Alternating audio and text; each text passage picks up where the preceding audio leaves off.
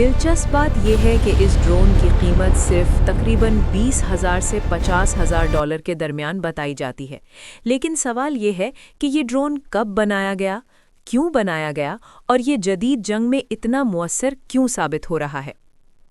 شاہد 136 ماہرین کے مطابق اس پروگرام پر کام تقریباً 2010 کی دہائی میں شروع ہوا تھا۔ حالانکہ 20 سے 50,000 ڈالر یہ کوئی کم قیمت نہیں ہوتی، لیکن اس کے باوجود بھی یہ سستا کیوں ہے؟ ایران کا مقصد ایک ایسا ہتھیار بنانا تھا جو مہنگے کروز میزائلوں کے مقابلے میں کم قیمت لیکن مؤثر ہو۔ اسی لیے اس ڈرون کو سادہ ڈیزائن اور کم لاگت کے ساتھ تیار کیا گیا تاکہ اسے بڑی تعداد میں استعمال کیا جا سکے۔ رینج اور ڈیزائن۔ شاہد 136 کا ڈیزائن مثلث نما یعنی ڈیلٹا ونگ شکل میں ہوتا ہے۔ یہ ڈیزائن اسے لمبی دوری تک مستحکم پرواز کرنے میں مدد دیتا ہے۔ ماہرین کے اندازوں کے مطابق اس کی رینج تقریباً 2000 کلومیٹر تک ہو سکتی ہے۔